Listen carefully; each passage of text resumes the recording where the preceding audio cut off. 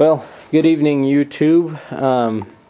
As promised, I'm going to make tonight here parts video that I have for the 72 Ford pickup. Well, that being said, yesterday I took actually a couple of parts away, so you're not going to see one part anyway. It was for my heads, my cylinder heads. I had a set of valve springs, Edelbrock Sure Seat valve springs that I bought for my pickup truck. A little bit stiffer valve spring than stock. Not too bad, but it will give me a little more horsepower coming from the valve train. Anyway, that valve train aspect along with the 3-angle valve job that I had to do. I had to take my heads back even after basically it'd be a year and a half being off that truck already in the original place, because I did the head job about that before. And I had to get new intake seats put, or new intake guides put in, because there was no guides that I put in last time. But now we got to doing the 3-angle valve job, and the pilot was crooked and it kind of messed a little bit up, but we'll be able to fix it. Other than that, it's been fine. The project's been going great. I got the block. This is the receipt. I'll show you here.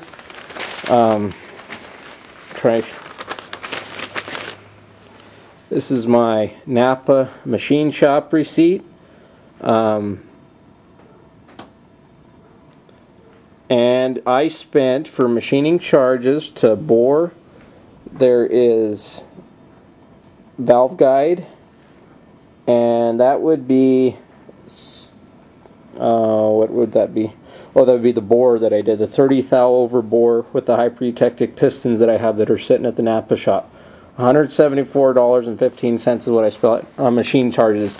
Now yesterday I picked up all my rebuild kit parts and stuff like that, and those are just stock parts, so that's not going to matter. But it did come to a grand total of about $485, I think, that I spent on it. Other than that, it's coming along great. Here's some parts I have from the truck right now. That's the fan, alternator bracket, and my coil and coil bracket. My harmonic balancer, spray painted black, engine black, and that's the harmonic balancer pulley right there. Then on the other side I need to strip these because the paint's wearing off of them.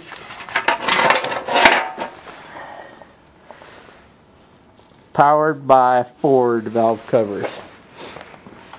Okay, let's get to work. Let's get started. I might be moving some stuff around, and I might be doing some stuff. Forgot to mention I also took a set of connecting rods in from a 390 to the auto shop, and I left them there under lock and key so they wouldn't get stolen, because there's another 390 in that shop. But that being said, this big box that I have right here, this is my 390 crankshaft. This is where my stroker kit, I guess if you want to call that's going to be. I'm going to kind of open the box. You can see, here, 390 crankshaft. I'm not going to pull it out. It is a heavy son of a gun. It cost me $30 to ship it. That's how heavy it was. Here I have just slid out the bottom. The box is really bad on this one, but I have a set of my main bearings. And these are a ACL main bearings to fit this crankshaft, and then also a set of Sealed Power Federal Mogul rod bearings. And that's a crankshaft.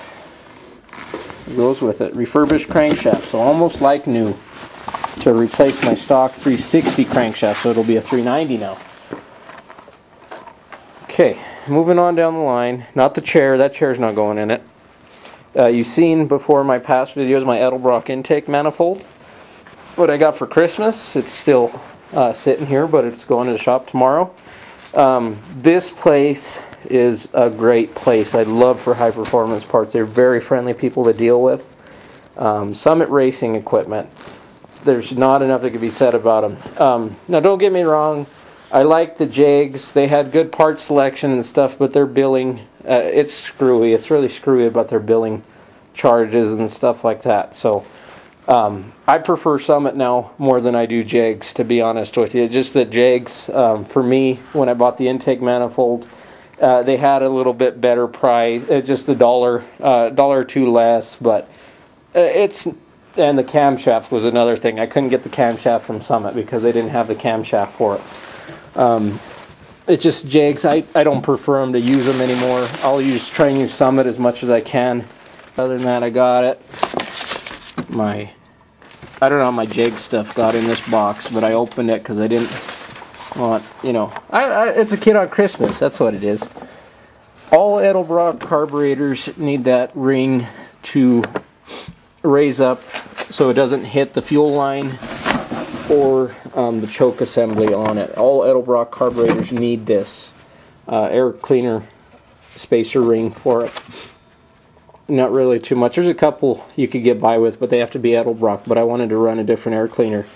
And I know Brent and a couple other Ford guys on here, they'll be happy to know I changed out my air cleaner assembly. I got this nice new Ford Racing air cleaner, and it says Ford Racing on the top. They also give me a little Ford emblem to stick in the center as my wing nut. So it's gonna be. I can't wait to see it. I really can't. This will be fun. It really will. Gotta love Ford Racing. So disassembling this box. Last thing that I have in here, and I'm gonna have to put the camera down. Hold on just a sec. Okay, got it out of the box. This is my new Edelbrock. There's the gaskets, the choke wire for my electric choke that I now have. Edelbrock 650 CFM carburetor. I just lost all my gaskets and stuff, but I'll put them back. And that'll go on my nice new intake manifold. Can't wait. There's that adapter that's needed for Ford kickdown cables for the transmission. We'll see how that's going to work and play into it. See how I'm going to need to route that. Here is my prized gem that I want to put on this truck so badly now. Can you see it?